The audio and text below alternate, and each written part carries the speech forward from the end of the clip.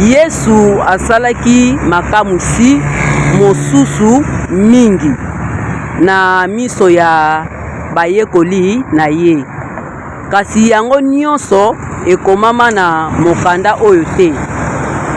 Donki na ba verset oyo totangi na ba oyo totangi te na Genèse, soki to continue kotanga tokomona ke Nzambe akelaka kaka Adam na Eva te na ebandeli ya mokili.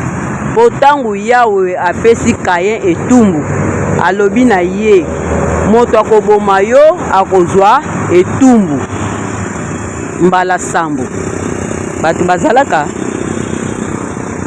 nga Sir Love motuna na nga, mobali ou mwasi akoki kozongela ex na ye soki